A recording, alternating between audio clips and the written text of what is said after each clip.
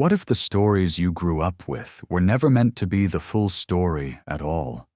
What if the familiar verses, the moral lessons, the great arcs of creation and salvation were only the carefully arranged surface of something far older, stranger, and more dangerous? Imagine a library of ancient texts, some poetic, some prophetic, some unsettling, quietly removed, silenced, or absorbed into safer narratives, leaving behind a version of history polished enough to teach, but not enough to challenge. Because among the sands of the Near East, in monasteries carved into stone cliffs, in charred fragments pulled from deserts and caves, there are whispers of other chapters, banned, hidden, or dismantled. Books describing wars between celestial beings, forbidden unions, apocalyptic visions too radical for orthodoxy, teachings that painted a cosmos more crowded and chaotic than anything preserved in Sunday sermons.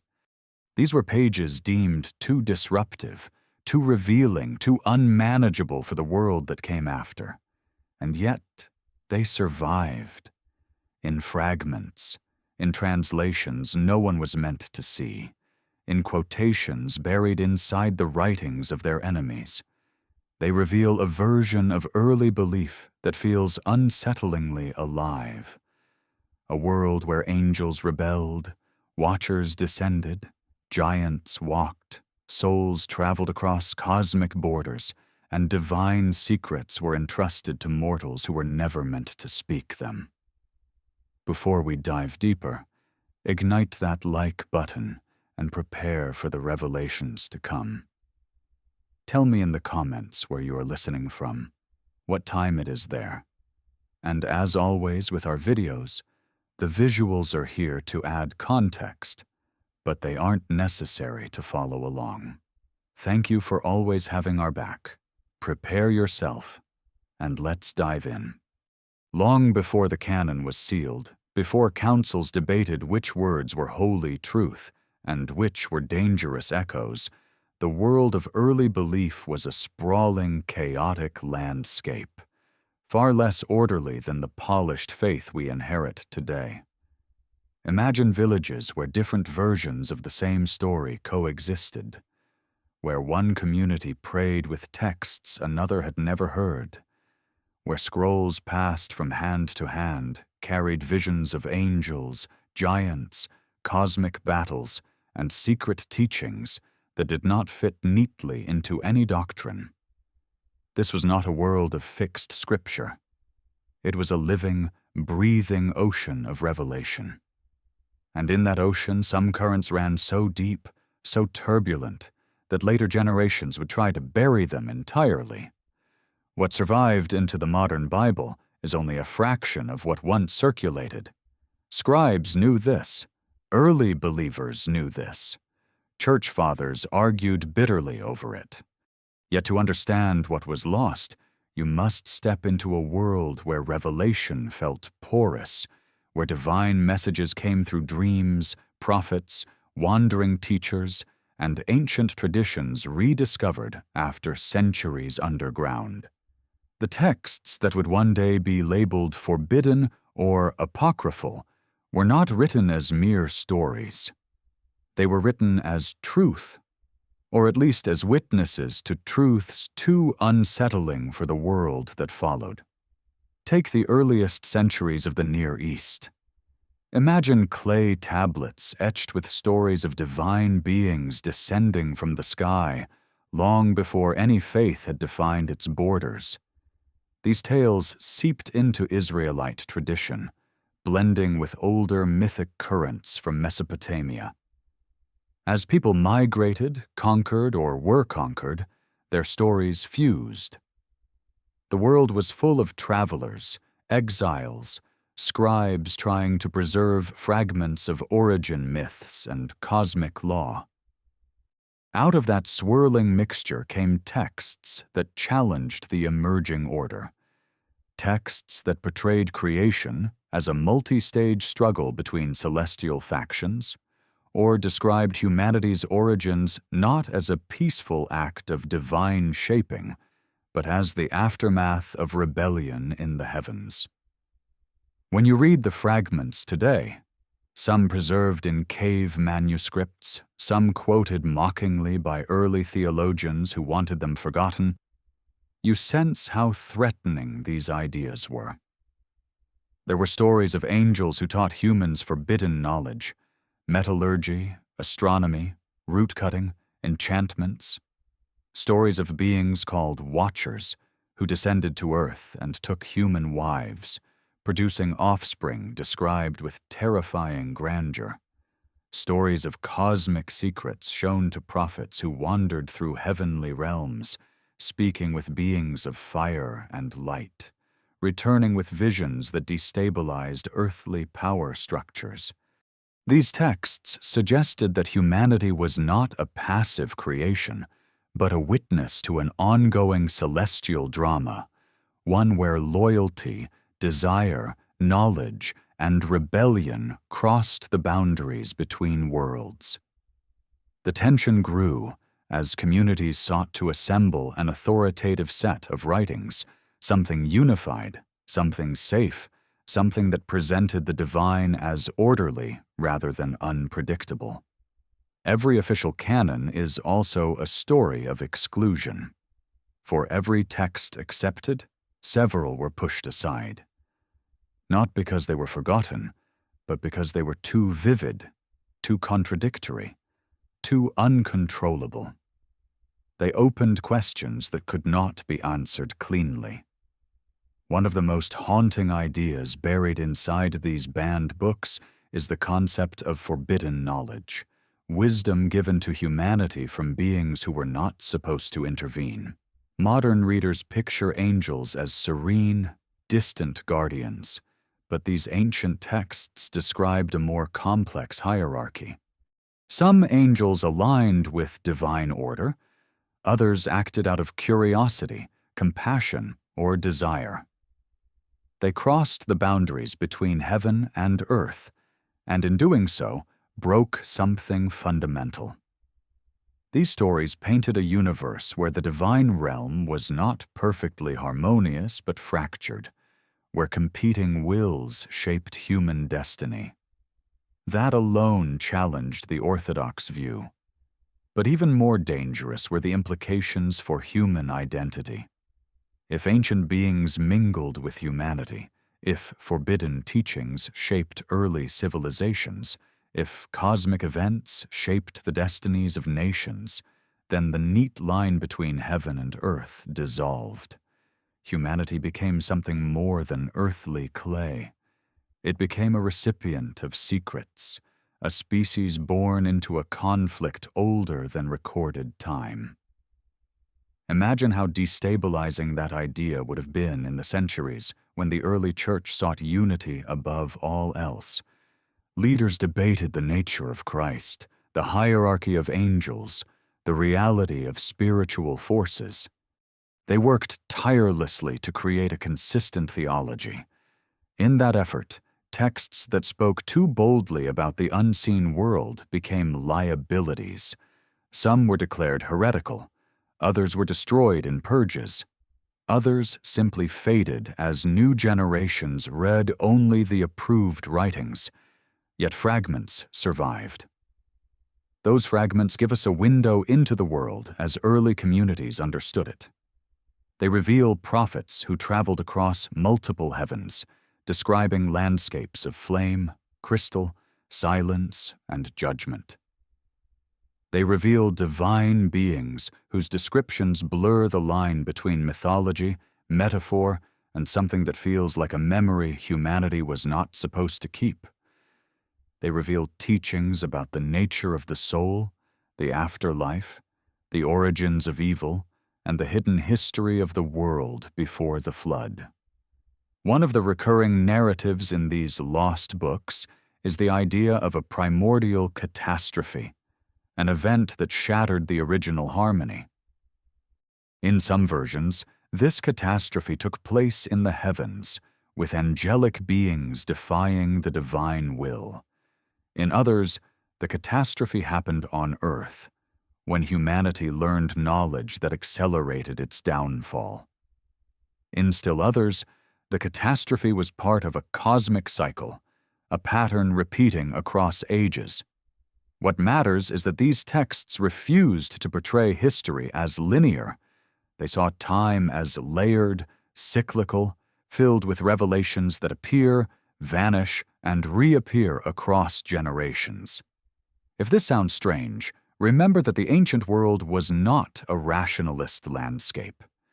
Every natural event, storms, eclipses, earthquakes, was interpreted as a message from unseen realms.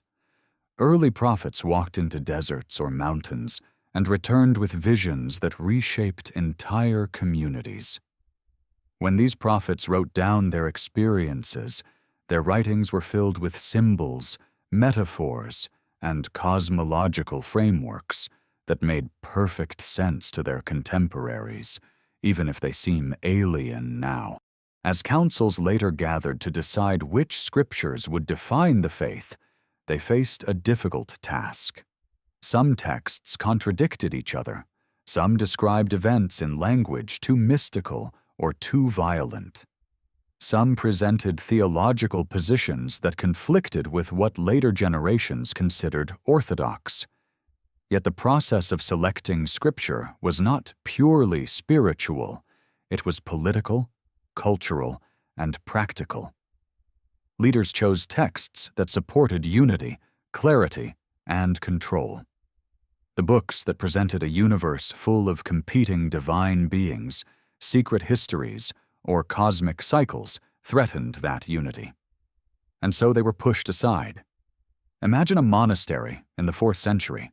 The air smells of parchment and oil lamps. Scribes work in silence, their quills scratching across vellum. In one corner lies a stack of manuscripts, some copied for preservation, others marked for destruction. Decisions are being made that will shape cultural memory for millennia. A single stroke of a pen determines whether a text will survive, be hidden, or vanish forever. Yet the men making these decisions cannot erase everything. They cannot prevent the existence of quotations, echoes, or translations preserved in far-off communities. They cannot stop travelers from carrying fragments across borders. And they cannot stop the human mind from remembering. This is why, centuries later, archaeologists digging in the Judean desert found scrolls sealed inside clay jars. Why tattered parchment survived in Egyptian monasteries. Why obscure texts resurfaced in Ethiopian highlands. These discoveries were not accidents.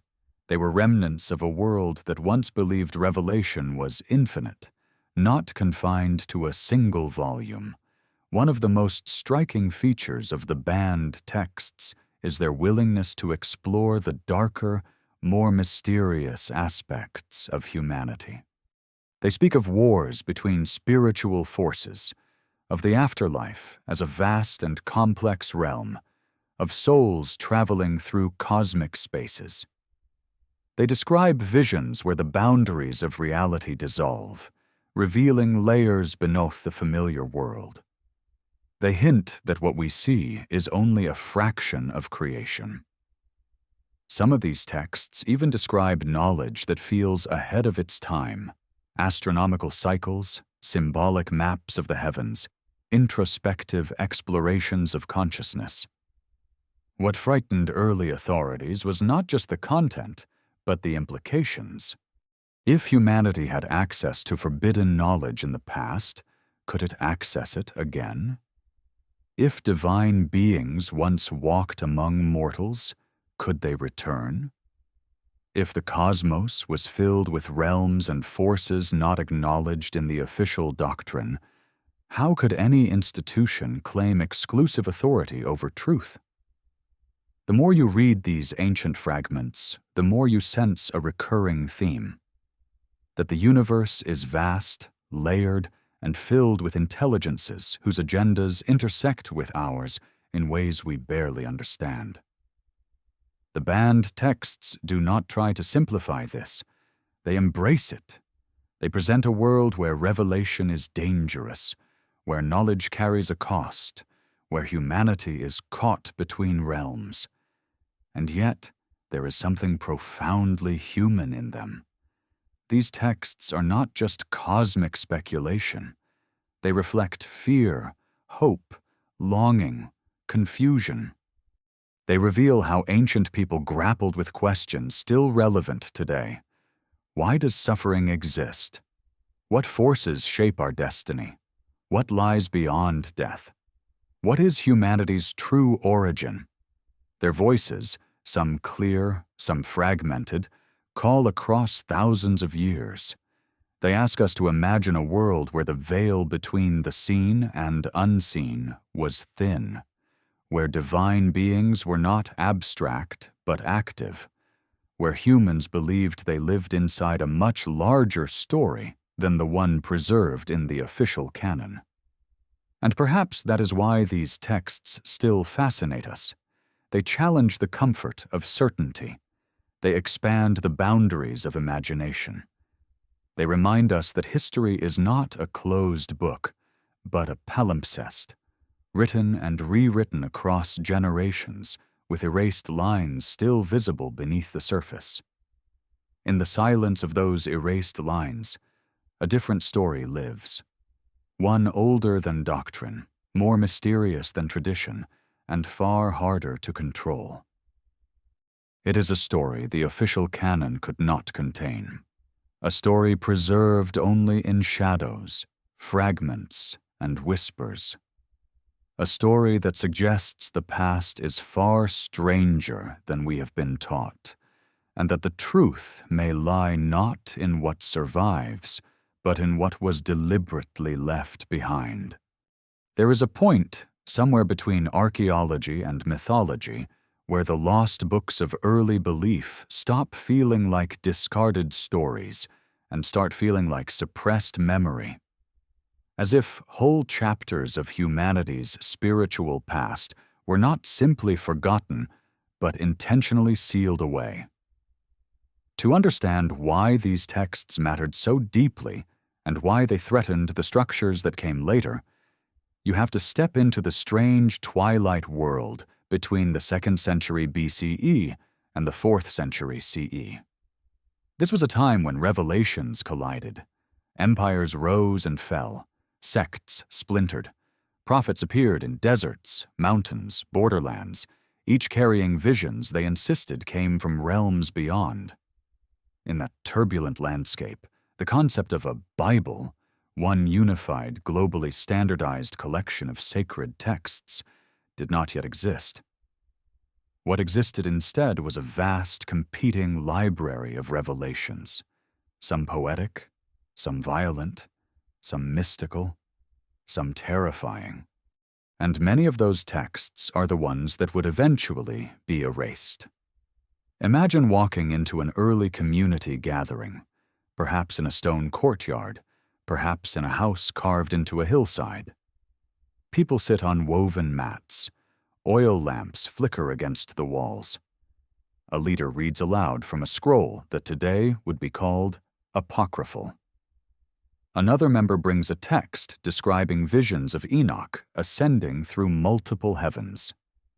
Another quotes a wisdom saying attributed to Jesus but preserved only in banned gospels.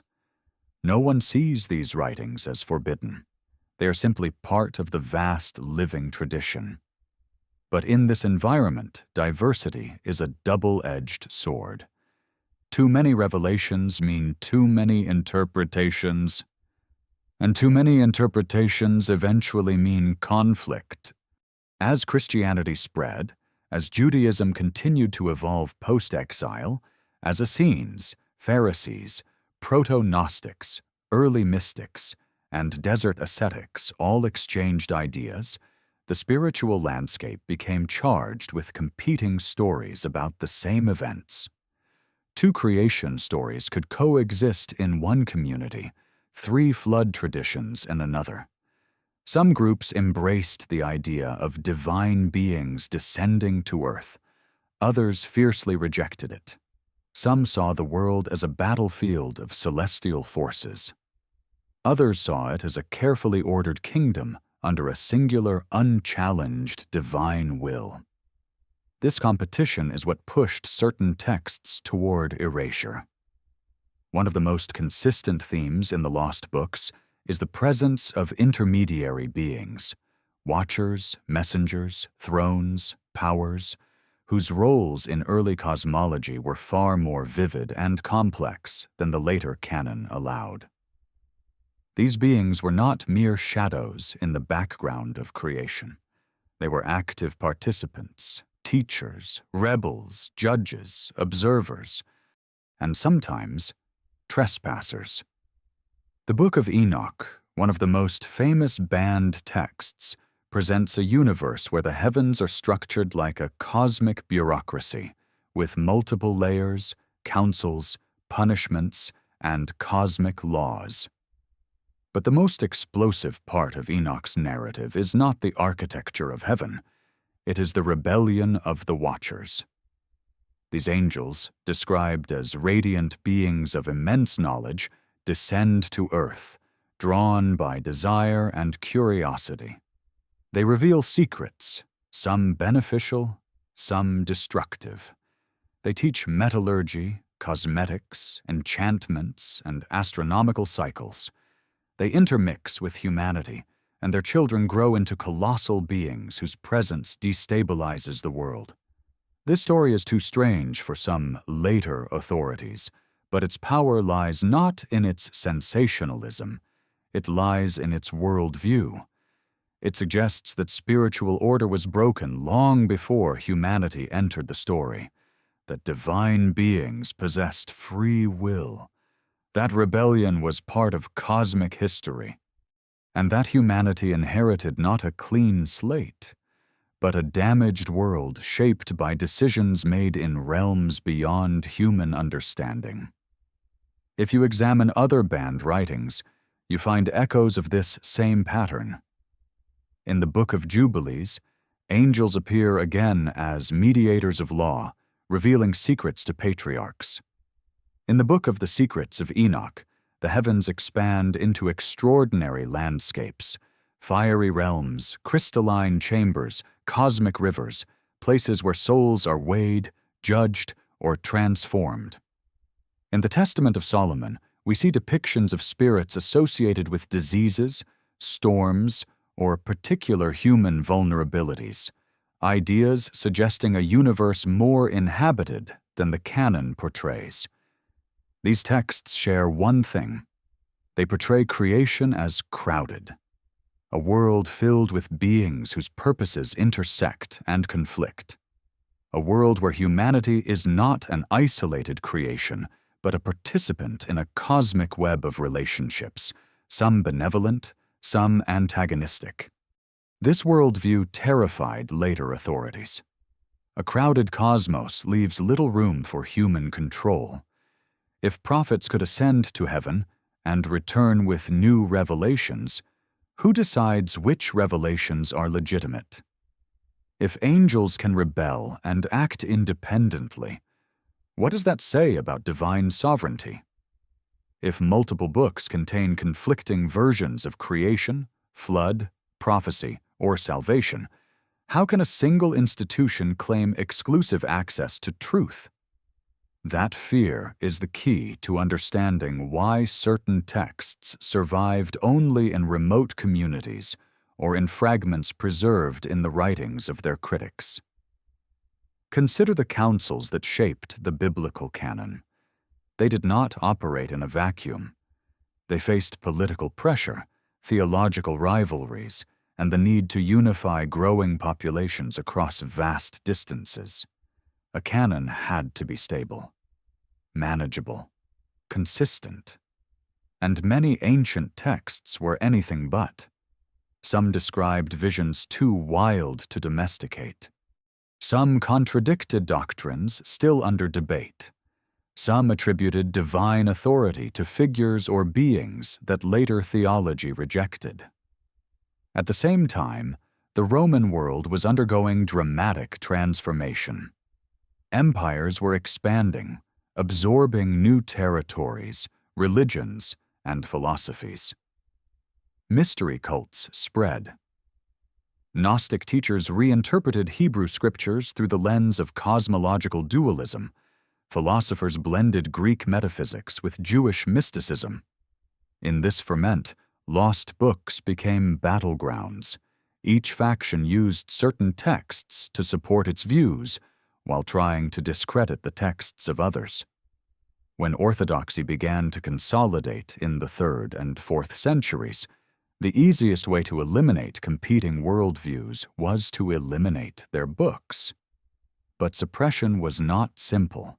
Even when texts were banned, they continued to survive in places far from the political centers of power. The Ethiopian highlands preserved Enoch in full when almost every other region abandoned it. Egyptian monasteries preserved writings like the Gospel of Thomas or fragments of apocryphal Acts. The Dead Sea Scrolls preserved variants of biblical books that differ significantly from the canonized versions. These communities did not see themselves as preserving heresy. They saw themselves as preserving truths older than the councils. It is telling that many of the texts later judged unorthodox share certain characteristics. They emphasize visions. They emphasize secret knowledge. They emphasize personal revelation. They emphasize a universe in motion rather than a universe sealed by final authority. These themes made the texts powerful, but also dangerous. Take the question of divine knowledge. Some banned writings suggest that the divine realm is accessible through revelation, ascension, or inner transformation. Enoch travels through cosmic regions. In some texts, Jesus gives private teachings to disciples after the resurrection. Teachings about the nature of the soul, the structure of the cosmos, or the cycles of ages. These teachings do not contradict the spirit of the canonical teachings, but they complicate them. They introduce layers, nuance, mysticism, and above all, autonomy. If individuals can access divine knowledge without mediation, institutions lose their authority. The same pattern appears in texts that explore the afterlife. The canonical Bible offers few detailed descriptions of what happens after death. But banned books describe it with extraordinary richness. They portray realms of purification, judgment, transformation. They describe souls traveling through pathways guarded by beings who reflect a person's deeds or inner nature.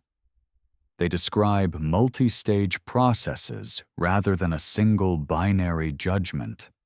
Such imagery raises questions about the simplicity of later doctrines and about the true complexity of ancient belief. Another recurring theme in lost books is the pre-existence of the soul. Some texts hint that human souls existed before their earthly life, choosing or being assigned their incarnation. Others suggest that souls return to the divine realm after a journey through the material world. These ideas, while not inherently contradictory to mainstream faith, were considered too speculative, too philosophical, or too influenced by surrounding cultures to be included in the canon. What makes all of this even more compelling is that these banned texts do not simply expand theology, they expand history. They introduce events that took place before recorded time, during ages when divine beings, giants, or primordial rulers shaped the world. They present pre-flood civilizations with advanced knowledge. They describe ancient wars in the heavens. They suggest that humanity's early experiences were marked by contact with beings of enormous power. These narratives echo across cultures, from Mesopotamian myths to Greek titanomachy, from Egyptian cosmologies to early Semitic traditions. The lost books function like bridges between these mythic systems. They reveal the porous boundaries between cultural memories, and they hint that early writers saw themselves as inheritors of a much larger story, one spanning nations, ages, and worlds. This is why these texts were not quietly forgotten. They were contested, condemned, fought over, because they presented a worldview where revelation was too large, too wild, too uncontrollable. And yet, even in the face of suppression, they survived in ways that defy explanation. Fragments appear where you least expect them. A quote in a sermon by a bishop who hated the text. A fragment sewn into the lining of a monastery manuscript. A translation preserved in a remote mountain community. A parchment hidden inside a jar in a desert cave. Each survival feels like a whisper from the past, an insistence that the story cannot be fully erased. When you begin to collect these whispers, something remarkable happens. A pattern forms. A story begins to reassemble itself, not a canonical story, but a parallel one. A story where Earth is part of a cosmic drama, a story where divine beings interact with humanity in ways both benevolent and catastrophic. A story where knowledge is both gift and curse. A story where ancient people struggled to understand their place in a universe more mysterious than we can imagine.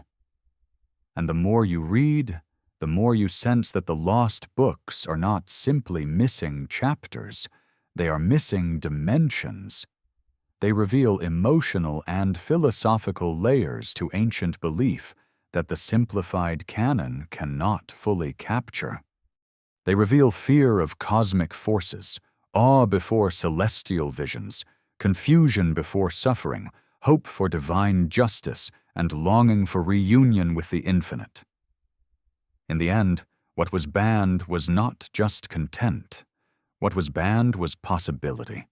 But possibility has a way of resurfacing. It returns in fragments, in discoveries, in questions that refuse to disappear. It returns in the nagging sense that humanity once saw the universe with different eyes. Eyes that recognized the sacred not as a closed book, but as a vast and unfolding mystery. And it returns in the realization that somewhere, in the erased chapters of early scripture, lies a version of our origin story that is stranger, deeper, and more unsettling than anything we were taught. For centuries, the official story was that the canon emerged naturally, that the accepted books rose to prominence because they were divinely inspired, universally recognized, and perfectly aligned with truth. But once you begin tracing the shadow lines left by the banned books, the tidy narrative collapses. What you find instead is a world shaped by struggle, fragmentation, disagreement, and a haunting awareness that something immense was being edited out of humanity's spiritual memory. Not forgotten. Edited. Because forgetting is passive. Erasure is intentional. And the lost books bear the fingerprints of that intention everywhere. In the gaps of the historical record, in the strange quotations preserved by hostile theologians, in the silent spaces where entire traditions once stood. To understand what happened, you must imagine the world after the destruction of the Second Temple, a world in which Jewish and early Christian communities scattered across regions, each preserving different threads of revelation. There was no central authority strong enough to monitor every scroll. Refugees carried their texts into deserts, mountains, ports, and hidden valleys. As communities splintered, so did their libraries. What survived in one region might vanish in another. What was cherished by one sect might be condemned by another. And the texts that would later be banned often flourished in these edge zones, where oversight was loose and spiritual experimentation was common. Consider the vast diversity of early Jewish mysticism. Some groups emphasized the transcendent, unknowable nature of God. Others embraced a visionary tradition in which prophets explored the heavens like travelers moving through cosmic districts. In these writings, the universe transforms into a layered system of realms, each governed by a specific hierarchy of beings. The prophets describe angels of unimaginable scale, celestial rivers flowing with luminous fire, thrones made of storm and light, and chambers where souls are tested, purified, or judged. These weren't metaphors to their authors. They were descriptions of places the prophets believed they had actually seen. Among these mystical traditions, the Hekkalot and Merkabah literature, later deemed too dangerous and too esoteric, stands out. These texts recount ascent narratives where initiates rise through heavens guarded by terrifying beings who test the worth of the one ascending. The emphasis is not on faith alone, but on preparation, purity, secret knowledge, and mastery of divine names. Such writings pose a direct challenge to institutional religion. They suggest that divine experience is accessible not through hierarchy, but through inner transformation and ritual practice. But perhaps the most destabilizing element was the idea of divine rebellion, the suggestion that the celestial realm is not monolithic but divided. The Book of the Watchers, for instance, portrays a universe where some angels interfere with humanity out of misguided compassion or forbidden desire. Other banned writings show angels acting as judges or executioners of cosmic law, while others still reveal conflicts among spiritual beings that spill over into the human realm. This introduces a theological landscape that is deeply unsettling. It implies that early believers understood the cosmic order as something dynamic, contested, vulnerable to disruption. To later authorities, this was unmanageable. A cosmic hierarchy filled with competing wills created theological chaos. If divine beings could rebel, if they could fall, if they could teach humanity things not meant to be known, then the dividing line between good and evil was not as sharp as official doctrine insisted. But for the writers of these banned books, this complexity was not a problem. It was the heart of the story. They saw humanity caught in a struggle older than time, a struggle that shaped the fate of nations and individuals alike. Another dimension of the lost books that threatened institutional control was their fascination with the pre-flood world. In the canonical Bible, the pre-flood era occupies only a few chapters, yet it feels charged with mystery. Giants, long-lived patriarchs, divine beings visiting Earth, and a corruption so severe it requires a global reset. The banned books expand this era into an entire epoch, an age when humanity interacted directly with Watchers, when secret knowledge moved freely, when civilizations rose and fell under the guidance or manipulation of otherworldly beings. These forgotten texts portray the pre-flood world as a time of immense spiritual tension, moral breakdown, and technological or mystical advancements that threatened the balance of creation. They suggest that the flood was not merely punishment, but containment, a forced closure of a chapter too dangerous to continue. Such ideas echo across cultures. Mesopotamian, Greek, Persian, and early Semitic traditions all speak of a lost age of giants, divine human hybrids, and catastrophic resets. The banned books connect these threads, offering a version of human history that feels both grander and more frightening than the official story. The suppression of this worldview reveals something profound about the formation of the canon. Early councils wanted a scripture that presented a stable, orderly universe, one where divine will was absolute, where human history followed a linear path, where spiritual hierarchy was clear and uncontested. The banned books refused all of that. They described a universe bursting with chaotic forces, ancient secrets, and unresolved cosmic conflicts. They emphasized mystery, danger, and revelation. In their pages, the divine is not serene, but overwhelming, not quiet, but thunderous, not easily defined, but endlessly unfolding. But suppression was never total. Even in the heart of institutions that banned these texts, traces survived. Consider the writings of early Christian fathers who condemned certain books, yet quoted them accidentally or used their ideas without attribution. Consider medieval manuscripts where scribes copied fragments in margins.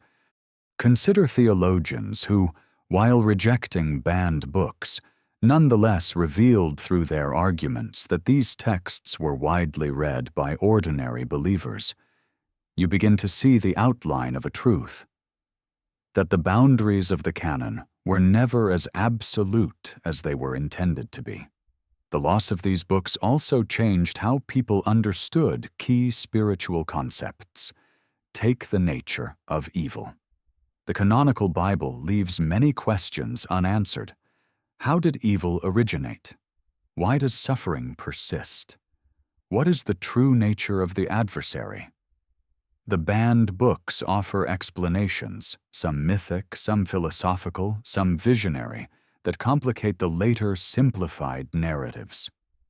They portray evil not as a single figure, but as a consequence of cosmic breakdowns, celestial rebellions, and human choices. They suggest that moral failure is both personal and structural, woven into the very fabric of creation. Or consider the soul. Canonical texts offer glimpses of the afterlife, but little detailed structure. Banned texts, by contrast, describe a vast, intricately organized spiritual geography. Souls journey through regions governed by different beings. They undergo purification or judgment. They confront mirrors of their past actions. They interact with angels who act more like guardians and instructors than distant observers. This view of the afterlife is dynamic, offering a rich vision of spiritual transformation that faded from mainstream doctrine as mysticism was suppressed. But one of the most radical contributions of the lost books lies in their portrayal of the figure of wisdom. In many banned texts, wisdom is personified as a cosmic force, sometimes feminine, sometimes angelic, sometimes woven into the structure of creation itself. She descends into the world, instructing humanity, offering guidance, warning, and insight. Yet she is often rejected or misunderstood. This theme reappears across cultures, suggesting an ancient mythic archetype that the canonical Bible only hints at. The suppressed texts elevate wisdom to a central cosmic role, challenging later theological frameworks that downplayed her presence. Despite the suppression, the spirit of these books seeped into other traditions. Mystical Judaism preserved hints of them through the Zohar and Kabbalistic writings. Early Christian mystics drew upon their imagery. Islamic traditions absorbed echoes of Enochic literature through Idris. Gnostic sects reimagined their narratives. Even medieval folklore carries traces of their stories: angels who wander the earth, giants buried beneath mountains, forbidden knowledge hidden in ancient ruins. Everywhere you look, the banned books cast long shadows. Yet to truly appreciate their significance, you must hear the emotional register beneath the words. The lost books are not cold theological treatises. They are charged with urgency, awe, fear, and longing. They were written by people trying to make sense of a world they believed was filled with invisible forces, where every event, every dream, every moment of suffering or joy carried spiritual meaning. Their writings capture an ancient attempt to understand the human condition in all its complexity, linking earthly life to celestial drama. They also capture a profound anxiety, the fear that humanity had already crossed a forbidden threshold and could never return to innocence. This anxiety pulses through the narrative of the Watchers, through visions of divine judgment, through depictions of cosmic cycles ending and beginning. It reflects a worldview in which the sacred and the profane constantly collide, shaping the fate of nations and individuals. There is also hope woven through these texts, hope that knowledge can lead to transformation, that divine beings care for humanity, that cosmic justice will prevail, that the soul's journey continues beyond death, that revelation is ongoing. These books do not present a universe of cold determinism. They present one filled with relationship, struggle, and potential redemption. Viewed together, the lost books form an alternative map of reality. A map where human history is only one chapter of a larger cosmic story. A map where revelation is expansive rather than closed. A map where divine truth is not a single line, but a constellation. It is tempting to imagine how history might have unfolded if these books had remained part of the canon. Spiritual imagination might have remained more open, more mystical, more attuned to cosmic complexity. The boundaries between heaven and earth might have been seen as porous rather than impenetrable. Humanity might have understood itself not merely as a creation, but as a participant in an ancient, ongoing drama that transcends earthly life. Yet, perhaps the greatest revelation offered by the banned books is not theological, but existential. They remind us that no authoritative system, religious, political, or cultural, can fully contain the human search for meaning. People will always seek the hidden, the forbidden, the mysterious. They will always feel drawn to the deeper layers beneath official narratives, and the persistence of these lost texts, surviving against all odds, is proof of that hunger. Even now, as archaeologists unearth forgotten scrolls and scholars reconstruct ancient fragments, the lost books continue to speak. They offer glimpses of a world our ancestors knew, a world filled with wonder, terror, beauty, and infinite mystery. And through those glimpses, they challenge us to reconsider the stories we think we know. In the spaces between the canon's lines, in the erased chapters, in the whispers preserved across centuries, you begin to sense an immense, unfinished story. A story that suggests the past is stranger, deeper, and more alive than we ever imagined. And perhaps, as we continue to uncover these fragments, the story is not as lost as it once seemed.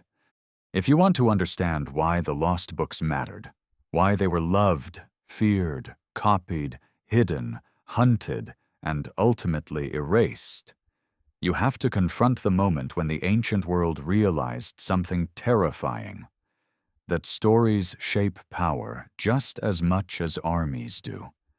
Empires understood it, priesthoods understood it, councils understood it, and so did the writers of the banned texts. What they wrote was not dangerous because it was false. It was dangerous because it painted a universe too vast, too intricate, too uncontrollable for any single authority to claim mastery over. And in the centuries when governments and emerging religious institutions sought unity above all else, that kind of cosmic unpredictability was unacceptable.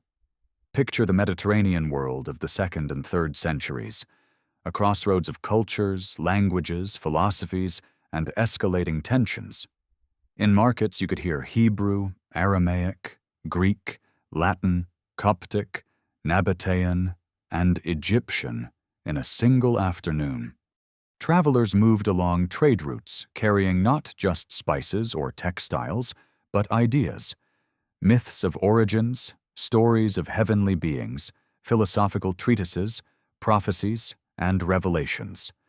Religious identity was fluid. Synagogues, early Christian assemblies, mystery cult shrines, and philosophical schools often existed within walking distance of each other. And in this environment, the texts that would one day be banned circulated freely. Some communities treasured them as sacred. Others viewed them as prophetic but not canonical. Others saw them as esoteric writings for advanced initiates. And still others dismissed them as dangerous, deceptive, or too visionary to trust. There was no consensus, only a swirling ocean of competing revelations. This is the world that produced the strange, powerful texts describing a cosmos structured like a multidimensional temple, where prophets ascend through chambers guarded by beings of thunder and flame. This is the world that preserved accounts of primordial battles, fallen angels, multi-layered heavens, and incarnate wisdom traveling through realms of light. This is also the world that read Gospels portraying Jesus not only as a teacher of parables, but as a revealer of hidden truths, truths that later institutions found too mystical, too philosophical, or too ambiguous. But the banned books were not simply theological curiosities. They reflected deeper currents of fear, longing, trauma, and the desire to understand why the world felt so fractured. The ancient world was full of suffering: wars, plagues, forced migrations, enslavement, and political upheaval. People looked for meaning in the chaos. They sought explanations for evil, injustice, and the cycles of rise and collapse that defined their era.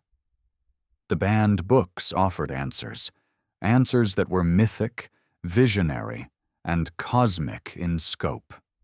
They proposed that visible events were manifestations of invisible forces moving through realms humans could barely imagine. These explanations were empowering for individuals, but destabilizing for institutions. If suffering was caused by cosmic rebellions, by watchers teaching forbidden knowledge, by cycles written into the fabric of creation, then no earthly authority could claim total control over human fate. If prophets could access hidden wisdom through visions, dreams, or ascensions, then revelation was not the exclusive domain of priests or councils. If divine beings interacted directly with humanity, sometimes compassionately, sometimes destructively, then the neat boundaries between heaven and earth became permeable. This is why, as Christianity began to centralize its theology, the lost books became problems. They did not reinforce the tidy narrative of a universe governed by a single, unbroken line of authority. Instead, they described a universe full of competing intelligences, cosmic rifts, ancient errors, and secrets that demanded contemplation rather than obedience. The most controversial ideas often involved the origins of evil and the nature of divine justice. Canonical texts provide hints but do not offer detailed explanations. The banned books, however, unfold elaborate narratives. Angels who stray from their purpose, cosmic laws violated, realms corrupted by pride or desire, and humanity pulled into the conflict. These stories suggest that evil is not merely the result of human disobedience, but a symptom of cosmic imbalance. In some banned traditions, even creation itself is depicted as a contested act. One text describes divine beings debating humanity's origin. Another portrays a powerful angel attempting to imitate divine creation, producing a flawed world that traps souls in cycles of suffering. Others depict humanity awakening into a world already shaped by ancient mistakes. These ideas echoed through early Gnosticism, Jewish mysticism, and Christian esoteric traditions. They painted a complex universe where no explanation was simple and no doctrine could claim total certainty.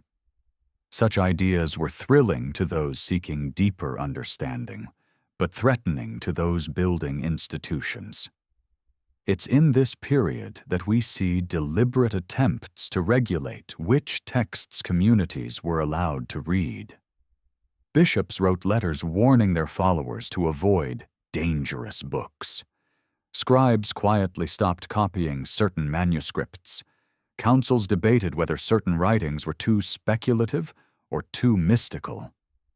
And gradually, a pattern emerged: texts that emphasized visions, cosmic journeys, rebellious angels, secret teachings, or complex spiritual hierarchies were pushed aside. This was not purely theological, it was also political. The Roman Empire, shifting toward Christianization, needed unity. A fractured religious landscape made governance harder. A canon provided stability. A single set of authoritative texts created a shared narrative. But the banned books refused to be tamed. Their stories were too wild, too ancient, too vast. They carried the weight of older traditions: Babylonian, Persian, Egyptian, and Mesopotamian echoes filtered through the languages of prophets and mystics. These ancient frameworks were incompatible with the clean lines of emerging doctrine. Yet the people who wrote the banned books were not rebels. They were seekers, visionaries, scribes who believed the universe was alive with meaning. When they described angels teaching metallurgy or astronomy, they were not writing fantasy. They were explaining how ancient civilizations believed knowledge entered the world. When they described prophets ascending into heavens of fire and crystal, they were grappling with mystical experiences recorded across cultures. When they described divine beings grieving, arguing, or rejoicing, they were expressing truths in mythic language, trying to articulate the inexpressible. And underneath these stories lies a profound question. Why did early believers feel such urgency to explore the realms beyond? Why were they so obsessed with the structure of the heavens, the nature of angels, the purpose of creation, and the destiny of the soul? The answer lies partly in the trauma of their age. Empires collapsed, the temple burned, families were scattered, prophets vanished, communities lived under oppression or exile. In such times, earthly explanations were not enough. People looked upward, literally and spiritually, seeking meaning in the stars, the heavens, the unseen. The banned books became vessels for that longing. They offered a cosmic map of suffering and hope. They suggested that every injustice would one day be balanced. They revealed realms where the righteous found peace and the wicked faced judgment. They portrayed divine beings guiding humanity, even when the world seemed abandoned. They promised that history was not random, but part of an immense, unfolding design that stretched across ages and dimensions. But they also introduced an unsettling idea. that humanity itself participated in the cosmic drama, that human actions influenced not only earthly outcomes but celestial ones, that knowledge, once given, could never be taken back, that ancient errors echoed through generations, that the boundary between divine and human was thinner than doctrine later allowed. This idea threatened the control sought by councils. If individuals believed they had access to divine guidance through dreams, visions, or interpretations of banned texts, institutional authority weakened. If communities valued their local revelations over the official canon, unity unraveled, and so suppression intensified. Yet, ironically, the more authorities tried to suppress the banned books, the more legendary they became. Rumors spread about texts containing forbidden teachings, dangerous secrets, or knowledge too powerful for the uninitiated. Scribes copied them in secret. Teachers shared them orally. Monasteries hid them in walls, jars, or beneath floors. In some cases, the banned books were treated with more reverence than the canon itself. They became talismans of hidden truth. And then, centuries later, something extraordinary happened. The earth itself gave them back. When the Dead Sea Scrolls were discovered, scholars realized that the world of early scripture was far more diverse than anyone imagined. The caves had preserved copies of banned writings, variations of canonical books, and entirely unknown texts. In these scrolls, the universe is alive with watchful beings, divine councils, cosmic wars, and prophetic visions so overwhelming that they blur the line between dream and reality. These discoveries shook the foundations of biblical scholarship, not because they disproved the canon, but because they revealed how much had been lost. The banned books, once seen as fringe curiosities, suddenly became central to understanding the world in which the Bible was written. They showed that ancient believers did not see the universe as a closed system, but as a vast, mysterious hierarchy filled with beings, realms, and forces interacting in ways that later theology simplified. They showed that revelation was not a single event, but a continuous process unfolding across cultures and centuries. They showed that the stories in the canon were part of a much larger narrative, one that stretched back into mythic antiquity and forward into unknown ages. But perhaps the most powerful insight the banned books offer is emotional rather than intellectual. Read closely. They reveal the heart of ancient humanity, its fears, hopes, questions, and wonder. They show people wrestling with suffering, seeking justice, longing for transcendence, and trying to understand their place in a universe that felt both intimate and terrifying. They show that faith for ancient people was not rigid but exploratory, not limited but expansive. They showed that the spiritual imagination of early humanity was not primitive but profound. And when you strip away centuries of dogma, politics, and institutional authority, a troubling realization emerges.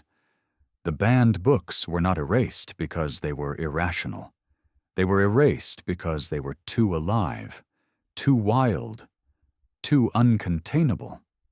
They opened doors that later institutions wanted closed. They invited questions that had no easy answers. They described a universe that refused to fit into a single narrative. But the universe they describe, full of mystery, conflict, revelation, and transformation, still calls to us. It whispers through the fragments that survive. It rises through the questions we continue to ask. And in the shadows of these banned texts, you sense a truth the ancient world once knew. that the divine is not a closed book, but an endless frontier. In every era of human history, there are stories that survive because they are cherished, and stories that survive because they refused to die. The lost books of the Bible belong to the second category.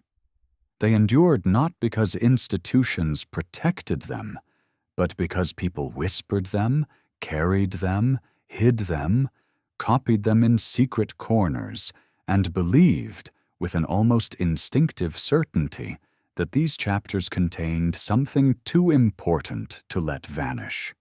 And when you listen closely to these texts, to their rhythms, their obsessions, their haunted clarity, you begin to sense why so many fought to preserve them.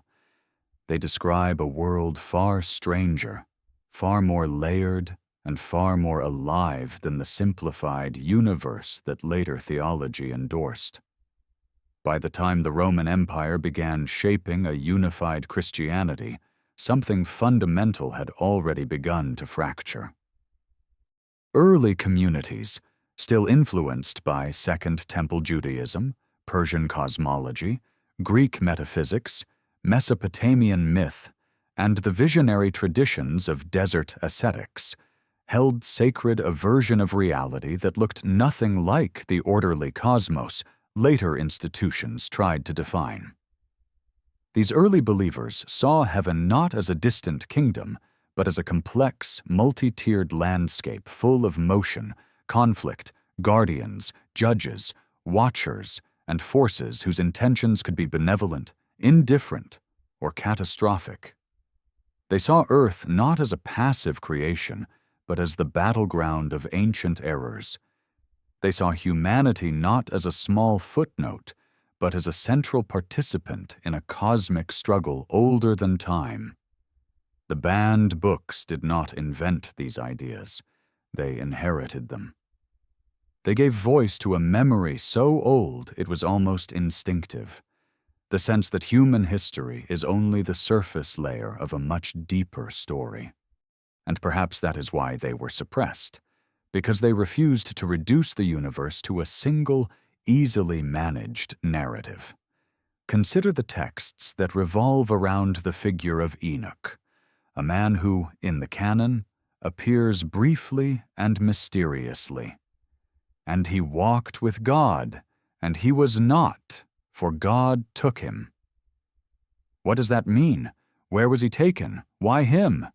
Early communities were not content with the silence, and so the banned books expanded his story into a saga that stretched across the heavens. Enoch becomes a traveler across cosmic realms, ascending into regions where angels stand in rows like living pillars of fire, where winds carry souls across luminous rivers, where measurements of the cosmos are revealed like mathematical secrets of creation. He witnesses the fate of the watchers. He speaks with beings whose forms are so overwhelming that language breaks under the weight of the attempt to describe them. Imagine hearing these visions in an ancient gathering. Imagine someone reading aloud by firelight as storm winds shake the doors of a desert cave. Imagine the shock of hearing that the universe has depths and chambers and laws that were never meant for human eyes. These texts gave early believers something powerful, the sense that creation was not a static monument, but an unfolding system full of secrets. And secrets make authority nervous. Other banned books explore the worlds beneath the earth, the realms of the dead. Unlike the Canon, which speaks only in fragments of Sheol, Hades, or the final resurrection, the lost texts describe the afterlife as layered, structured, and deeply dynamic. Souls travel through luminous caverns, shadowed chambers, river crossings, regions of purification, and places of rest or torment. Angels guide them or block them. Some texts describe mirrors that force souls to confront the truth of their lives. Others describe gates guarded by beings whose entire purpose is to test the purity of the traveler. These visions are not uniform. They differ from region to region, tradition to tradition, but they share a profound idea: that the afterlife is not a simple destination, but a journey, a process, a transformation. This concept threatened later doctrine. A journey implies growth, change, possibility. A journey implies that the soul still participates in its fate after death. A journey complicates the authority of earthly institutions that claimed the power to determine salvation through rituals alone. And so these stories, rich, imaginative, filled with awe, were set aside. Another key theme in banned books is the pre-existence of wisdom. Not knowledge in the earthly sense, but wisdom as a cosmic presence woven into creation itself. In some texts, wisdom is depicted as a feminine being of light who descends into the world to guide humanity, only to be rejected or misunderstood. In others, wisdom resides in the highest heaven, observing the unfolding of ages, waiting for humanity to awaken. In still others, wisdom speaks directly, offering secrets about the nature of the soul, the boundaries of time, or the hidden equations of creation. These depictions were too mystical, too poetic, too independent for later institutions. They implied that divine truth was not locked inside a single canon, but existed as a living force accessible to anyone who sought it deeply enough. The suppression of these books was, in a sense, an attempt to control the accessibility of wisdom itself. And then there are the books that focus on hidden teachings of Jesus. Teachings preserved in fragments that paint him not only as a moral teacher, but as a revealer of cosmic mysteries. In these texts, he explains the nature of the soul, the structure of the heavens, the cycles of ages, and the relationship between the material and spiritual worlds. These teachings do not contradict the canon, but they expand it. They introduce aspects of Jesus that are mystical, philosophical, and deeply introspective. Such portrayals posed a threat. They suggested that not all revelation was written for the masses. They suggested that divine truth had layers, an outer layer for the public, and inner layers for those ready to hear more. They suggested that authority came not from institutions, but from personal transformation. It is no coincidence that these texts were the first to be targeted. Yet for all the theological controversy, the banned books offer something more precious: a raw window into the emotional world of ancient believers. These texts are filled with longing for justice, for understanding, for reunion with the divine. They are filled with fear of cosmic judgment, of falling under the influence of corrupt forces, of losing the spark of wisdom. They are filled with hope, that suffering has purpose, that humanity has a destiny, that divine help is never far away. They reveal a spiritual universe that was far more experiential than later doctrine admits. People had visions. They interpreted dreams. They saw signs in the stars. They sought answers beyond the physical world. These practices were not fringe. They were central to ancient spirituality. The banned books simply recorded what people were already experiencing. One of the most haunting ideas in these lost texts is the notion that humanity once possessed a level of spiritual clarity that has since dimmed. According to some writings, early humans communicated with divine beings directly, understood cosmic laws intuitively, and lived in harmony with the unseen world. Over time, this clarity faded. Knowledge became fragmented. the veil thickened, and the lost books are echoes of that earlier clarity, attempts to preserve memories of a world humanity no longer perceives. Whether these memories are literal or metaphorical matters less than the emotional truth behind them. Ancient people felt disconnected from something sacred they believed once existed. The banned books express that longing with unmistakable urgency. Another idea woven through these texts is the existence of hidden ages, eras of creation and destruction that precede the known world. Some writings describe worlds destroyed long before the flood, civilizations erased from memory, and cosmic resets triggered by divine beings or catastrophic forces. These narratives resonate with distant mythologies. Sumerian king lists spanning hundreds of thousands of years, Persian cycles of creation, Greek ages of man, Egyptian epochs ruled by gods and demigods. The banned books act as bridges, showing how ancient authors saw themselves as inheritors of a vast multi-age history. Later institutions rejected these ideas because they contradicted linear histories and raised questions no council wanted to answer. If there were ages before our own, then what was humanity's true origin? If divine beings interacted with previous civilizations, what knowledge did they leave behind? If history follows cycles rather than a straight line, what does that mean for prophecy? The banned books did not shy away from these questions. They embraced them. Another suppressed theme is the intimate relationship between cosmic forces and human choices. In the banned texts, angels observe, intervene, warn, or even more provocatively, react to human actions. Some texts describe angels grieving when humanity suffers. Others describe celestial beings fighting on behalf of the righteous. Still others depict angels losing their place in the heavenly hierarchy when they violate cosmic laws.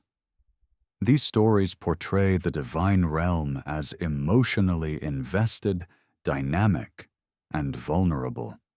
Later doctrine preferred a more distant divine, unchangeable, unmoved, unaffected. But the banned books insist on a God and a cosmos deeply entangled with the human story. The same is true of the figure of the adversary. In canonical texts, his role is ambiguous, sometimes accuser, sometimes tempter, sometimes symbolic. The banned books expand his narrative dramatically. They describe ancient conflicts, cosmic disputes over humanity, and spiritual battles that mirror earthly ones. They portray evil not as a single entity, but as a network of rebellious forces who exploit human weakness. These depictions were too vivid, too mythic, too revealing, and so they were silenced.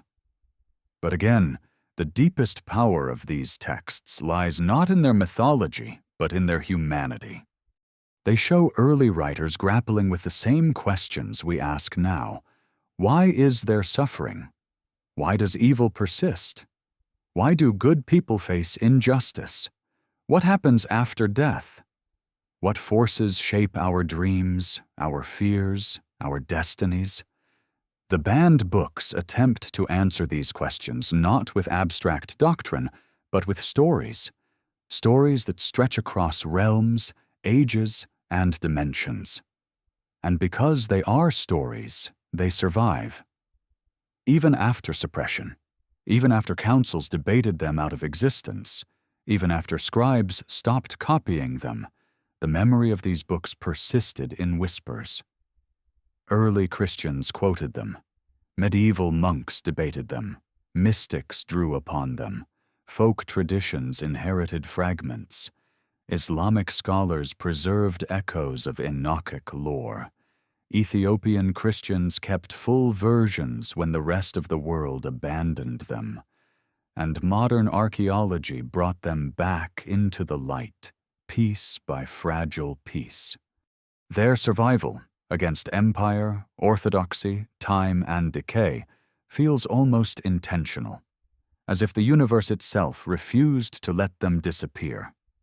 Today, when scholars reconstruct these texts from scattered fragments, something remarkable happens. The story reassembles itself.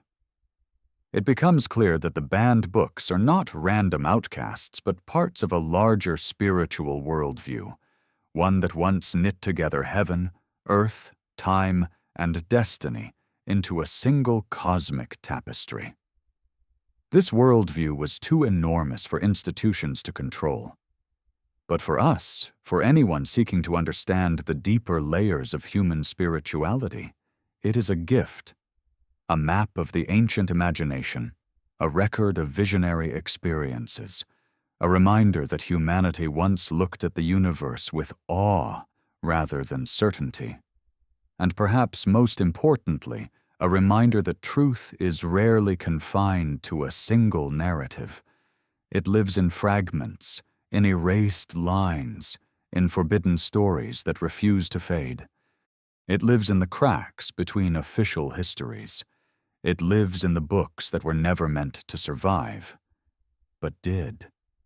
In their survival, they tell us something profound, that the story of the universe is still unfolding, still revealing itself, still calling to anyone willing to listen.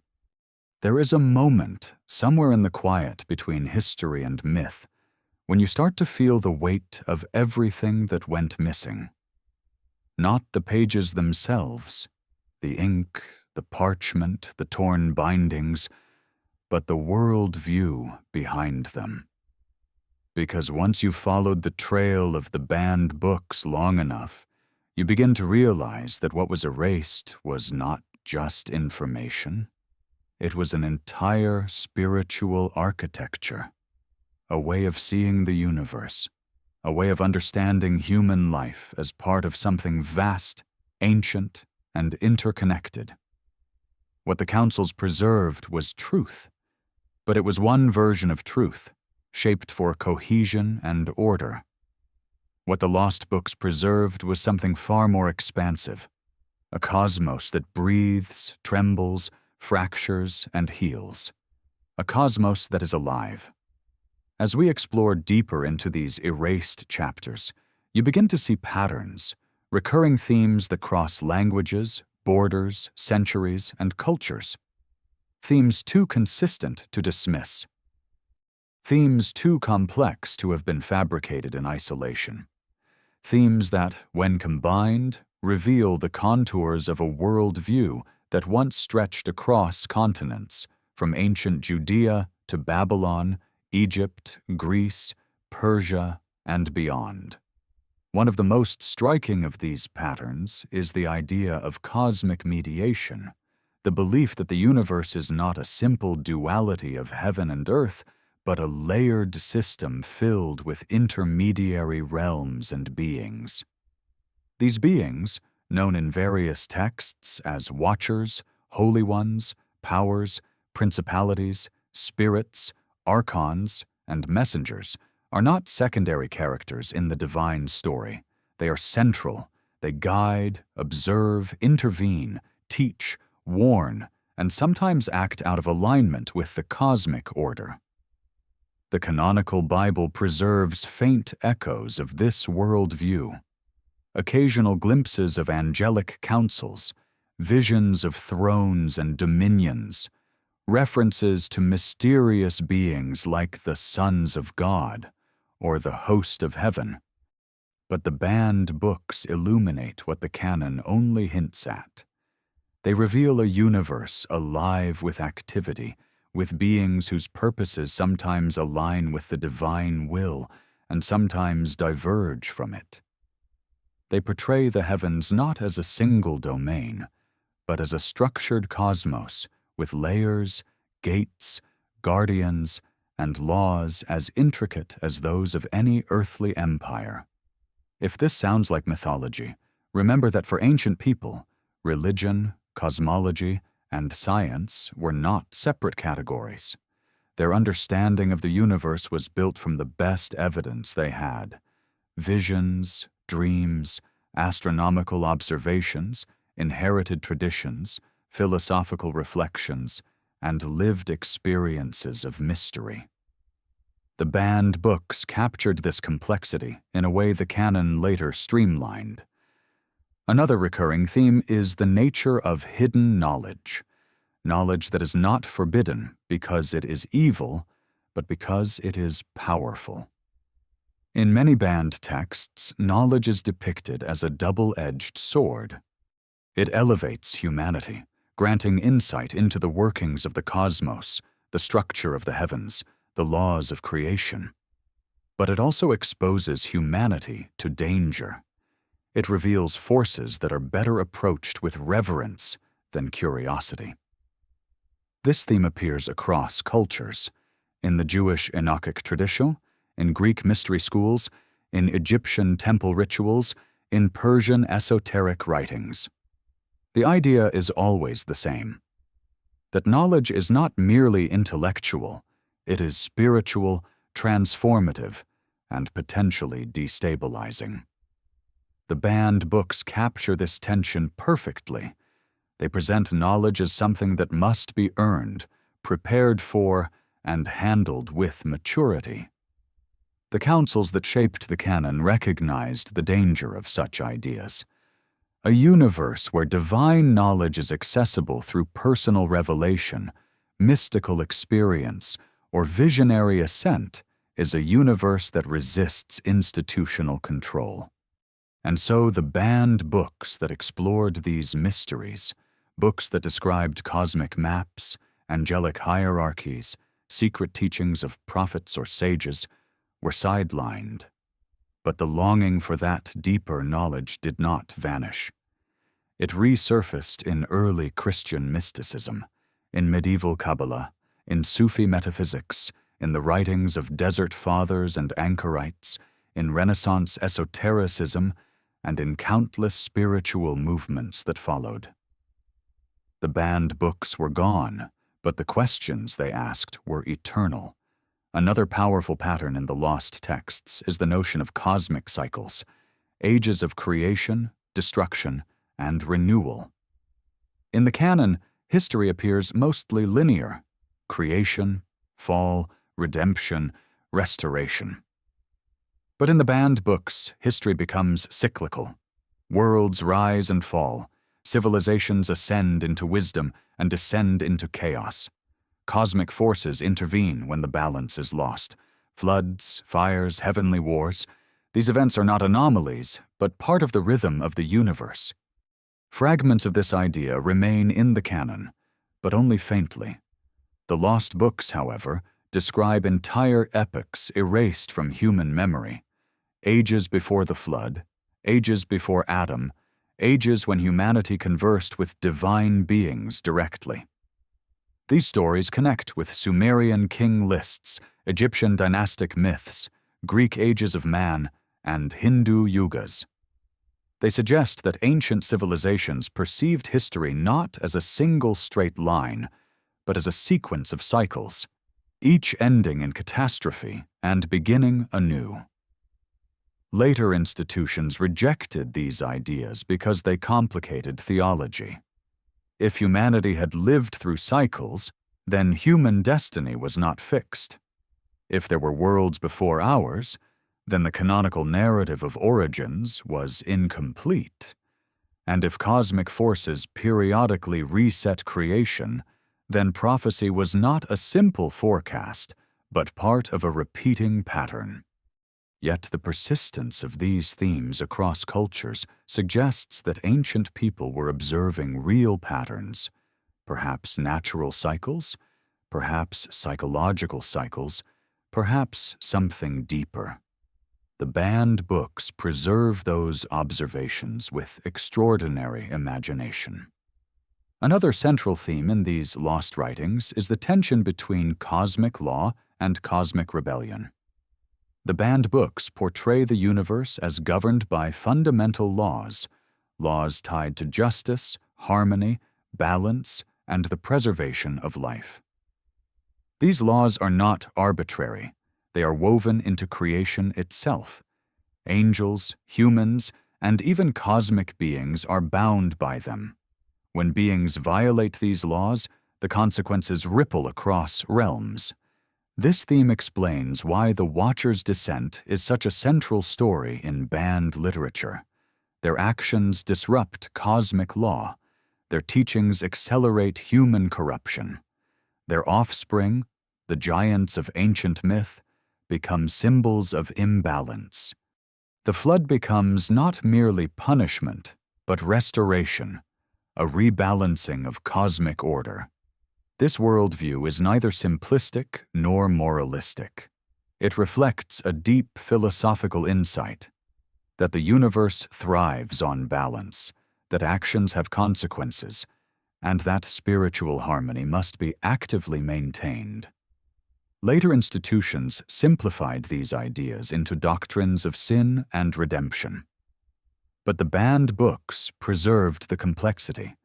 That cosmic law is not merely a rule book, but a living principle, and that rebellion is part of the cosmic drama, not merely human error. The banned books also reveal something that later theology minimized: the emotional dimension of the divine. In these texts, divine beings are not distant abstractions. They feel, respond, grieve, rejoice, warn, and guide. They interact with humanity in ways that are sometimes intimate, sometimes overwhelming, sometimes sorrowful. There are passages where angels weep over human suffering, passages where divine beings lament the corruption of creation, passages where wisdom mourns her rejection. These portrayals challenge the later theological emphasis on an unchanging, unmoved divine. They suggest that the ancient world perceived the divine as relational, a presence that participates in the unfolding of creation rather than observing it from afar. And then there are the texts that describe the soul with a level of depth and nuance unmatched by the Canon. The banned books portray the soul as pre-existent, luminous, shaped by choices across lifetimes or cosmic cycles, drawn toward the divine, yet tethered to material experience. They describe the soul's journey through realms of light and shadow, guided by beings who reflect its inner state.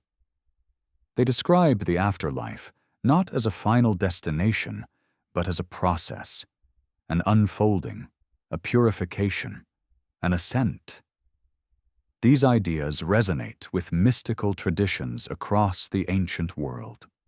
They suggest that early believers saw human life as part of a far larger spiritual journey, that death was not an ending, but a transition, that the soul's journey continued long after earthly life. These ideas were too philosophical, too metaphysical, too speculative for later councils, and so the banned books that described such journeys were excluded. Yet, when you read these banned texts today, you can feel the longing behind them, the longing to understand who we are, where we come from, and where we go when the body fails. That longing is universal, and the banned books speak to it in ways that the Canon, by its nature, could not. The lost texts also explore the nature of prophecy in a radically different way. In the Canon, prophecy is mostly linear. It describes what will happen. In the banned books, prophecy becomes multidimensional. It describes possibilities, patterns, cycles, realms, and spiritual laws. It reveals how human choices interact with cosmic forces. It portrays prophets not as mere messengers, but as travelers, visionaries, recipients of overwhelming experiences that shatter their understanding of reality. These prophets ascend into heavenly realms, witness cosmic processes, converse with angels, and see the consequences of human actions across ages. Their visions are not simple predictions. They are revelations of how the universe operates. Such portrayals were too wild for later theology. They blurred the boundaries between mysticism and doctrine. And so the prophets of the banned books, Enoch, Esdras, Baruch, and others, were silenced. Yet their visions endure. And when you read them today, you sense something extraordinary, that these writers were trying to articulate experiences that pushed human language to its limits. They were grappling with realities that felt too vast to capture. They were trying to translate cosmic visions into human words. Another major theme in the banned books is the intimate relationship between humanity and the divine. The Canon emphasizes obedience, covenant, and salvation. The banned books emphasize knowledge, transformation, and partnership. They suggest that humanity was created not merely to worship, but to grow, learn, and participate in the unfolding of creation. They depict divine beings guiding humanity toward wisdom, urging them to see beyond the surface of reality. These ideas elevate humanity's role in the cosmos. They suggest that human life has cosmic significance. They imply that the divine is not threatened by human growth, but invested in it.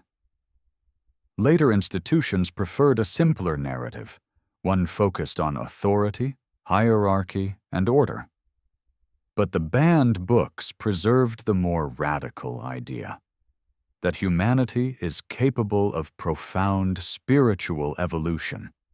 Perhaps the most haunting theme in the lost books is the idea that the veil between realms was once thin, and that humanity lost something essential when that veil thickened. These texts describe an ancient time when humans saw clearly, when wisdom walked the earth, when divine beings visited openly, when the structure of the cosmos was understood intuitively. Over time, the veil thickened. Humanity lost its clarity, and the banned books became fragments of a lost age. Whether this is literal or symbolic, the emotional truth is the same.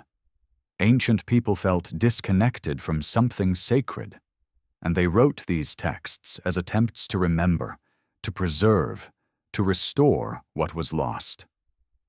In their survival, they whisper a reminder that the universe is still far stranger than we imagine, that our spiritual heritage is larger than the canon allows, that the erased chapters still pulse beneath the surface of history, and that somewhere in those forbidden pages is a map, not of the past, but of the possibilities still waiting to be rediscovered. The deeper you follow the erased chapters, the more unavoidable a realization becomes. The lost books were not simply alternative stories. They were alternative ways of being human. Every banned text, every forbidden vision, every cosmic map was rooted in a question that institutional religion later tried to silence. What if the universe is far more alive, far more perilous, far more intimate than the canon allows? What if humanity once lived with an awareness that modern culture has forgotten? What if the boundaries that feel unshakable now, between heaven and earth, between matter and spirit, between divine and human, were once porous, shifting, almost translucent? You can hear this worldview echoing in the fragments left behind.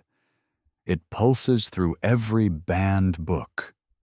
The idea that humans once stood closer to the fire of creation, closer to the machinery of the cosmos, closer to beings whose existence now feels inconceivable. And though later councils tried to compress the universe into a single authoritative narrative, the lost books resisted. They refused to flatten mystery. They refused to shrink the cosmos. They refused to let humanity forget its place in a story older than scripture, older than empire, older than memory. One of the most unsettling elements in these erased texts is how consistently they portray humanity as a hybrid creature, caught between realms, shaped by both earthly clay and cosmic breath, influenced by forces visible and invisible. In the canonical Bible, this theme appears only lightly, but the banned books amplify it until it becomes the spine of their worldview. They describe humans as observers of the divine, imitators of angels, inheritors of ancient knowledge, sometimes victims of cosmic conflict and sometimes catalysts for it. They portray humanity not as passive subjects in a divine plan, but as participants in a drama that stretches across dimensions. This portrayal challenges later orthodoxy because it complicates human identity.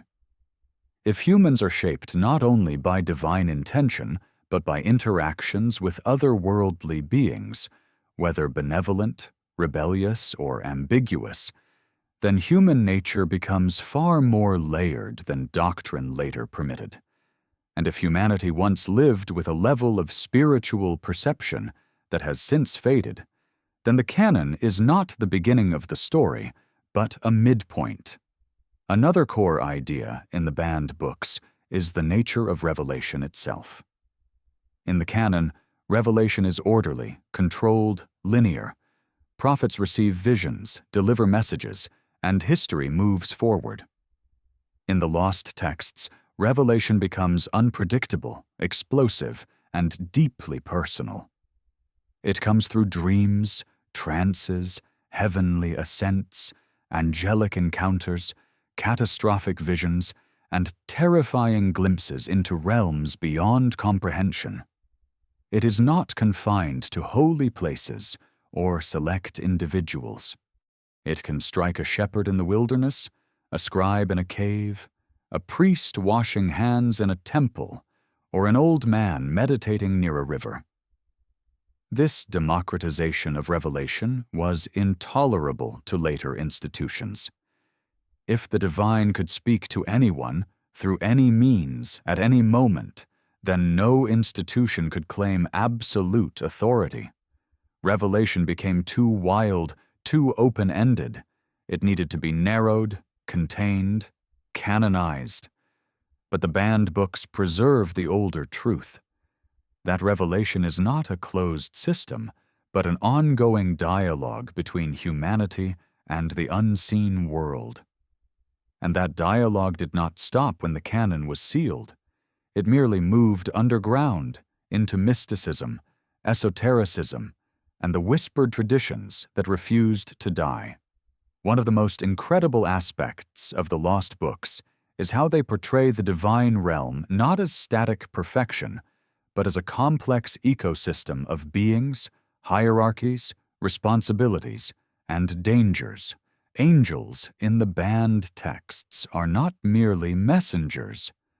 They are cosmic architects, guardians of realms, keepers of secrets, overseers of souls, watchers of humanity, or, when they fall, agents of chaos. Some are described as beings of fire whose presence melts mountains. Others appear as luminous intelligences that guide prophets with gentle authority.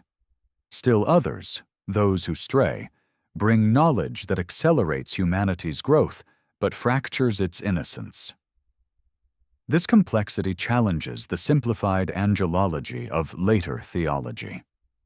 It introduces moral tension in the heavens, portraying divine beings as capable of error, compassion, ambition, sacrifice, and grief. In the banned books, the divine realm is not cold perfection. It is a place of movement, emotion, conflict, and profound responsibility. And humanity, caught in the crossfire or invited into the mysteries, is shaped by those interactions. Another controversial dimension of the lost books is their treatment of the figure of evil. In the Canon, evil often appears as a tempter, an accuser, or a symbolic antagonist. In the banned books, evil becomes a structural force, something that emerged from cosmic rebellion, from ruptures in the divine hierarchy, from choices made by beings with immense power. These texts portray ancient conflicts that mirror earthly struggles, cosmic wars over justice, debates among divine beings about humanity's destiny, tensions between laws of creation and desires of celestial intelligences. Such narratives were too mythic for later doctrine, which sought to establish a clear villain and a clear model of sin. But the banned books refuse simplicity. They suggest that evil is woven into the nature of free will, divine and human alike. They portray a universe where moral complexity exists not only on earth, but in the heavens. This idea terrified later institutions. It implied that salvation was not merely a matter of obedience, but of deep, personal discernment. It implied that cosmic forces were not always aligned in predictable ways.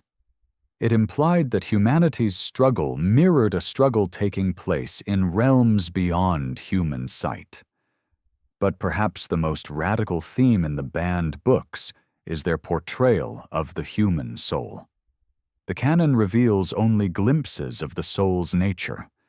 The lost books offer entire treatises. They describe the soul as ancient, luminous, and entangled with the structure of the cosmos. They portray it as pre-existent or formed in realms of light. They describe its descent into the body as both blessing and burden. They depict death not as an end, but as a return, a passage, a reckoning. They describe the afterlife with stunning detail: gates of light, regions of reflection, chambers of purification, landscapes shaped by a soul's inner state. These portrayals resonate with traditions across the world: Greek philosophical writings, Egyptian funerary texts, Persian esoteric literature, Vedic cosmology. The banned books stand at the crossroads of these traditions, offering a synthesis of ancient spiritual perspectives that later institutions found too expansive. And then there are the lost books that recount strange instructions, teachings about spiritual practices, states of consciousness, or inner transformation. These texts suggest that ancient people believed the human mind could be trained to perceive the divine more clearly. They describe meditative states, visionary rituals, angelic hymns, and the use of sacred names to traverse cosmic realms. Such teachings, if preserved, would have shifted the center of religious life from external authority to internal awakening, which is precisely why they were suppressed. But the most haunting pattern that emerges from the banned books is their portrayal of humanity's ancient past. These texts consistently describe epochs before the flood, epochs in which humans lived longer, saw more clearly, interacted with divine beings openly, and possessed knowledge now forgotten. They speak of ages when wisdom walked among humanity, when angels taught arts and sciences, when civilizations rose and fell under divine observation. They describe corruption not as a simple moral failure, but as a distortion of cosmic balance. These narratives harmonize with myths across the ancient world. The Mesopotamian king list, with its reigns of rulers lasting thousands of years, Greek accounts of ages ruled by titans, Egyptian memories of gods walking the earth, Hindu yugas spanning millions of years, Persian cycles of creation and destruction. The banned books preserve the Hebrew and early Christian echoes of these ancient memories. Later institutions rejected these stories because they disrupted the neat timeline of theology. They complicated the narrative of human origins. They suggested that humanity's early history was intertwined with beings and events that defy modern categories, but the banned books insist on remembering. Another powerful dimension is their approach to suffering. The Canon offers moral answers: sin, judgment, redemption.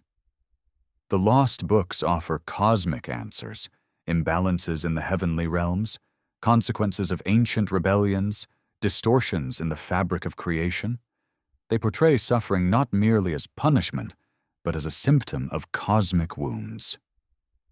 This worldview brings comfort of a different kind.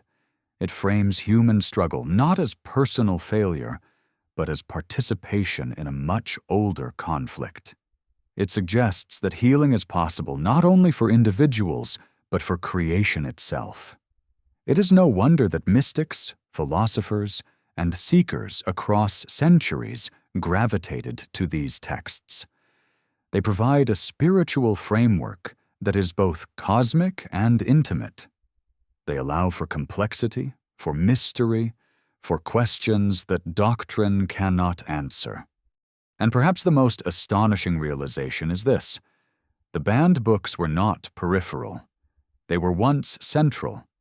They were read, copied, interpreted, cherished. They shaped early belief far more than later hierarchies admitted. When they were removed, something essential was lost. Not just stories, but a worldview, a sense of wonder, a sense of cosmic connection, a sense of participation in a universe alive with intelligence.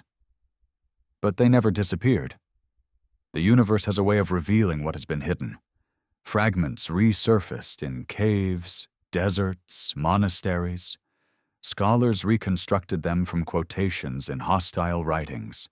Entire texts survived in far-off regions where councils held no power. And now, in the modern world, the banned books are returning, not as heresies, but as mirrors reflecting a forgotten side of humanity's spiritual heritage. They remind us of something most of us feel instinctively, but rarely articulate: that the universe is larger than we imagine, that the sacred is more mysterious than we admit, and that the story of humanity is far older, deeper, and stranger than we were taught. The erased chapters do not demand belief. They demand openness. They invite us to step outside the boundaries of conventional narratives and into a universe alive with meaning. And when you listen carefully to their whispers, an extraordinary possibility emerges: that what was erased was never meant to be forgotten, that the lost books survived because some truths refuse burial, that somewhere in the shadows of these ancient texts lies a forgotten map of what it means to be human, one written not in dogma, but in wonder. And perhaps, as these lost voices return, we are finally ready to hear them again.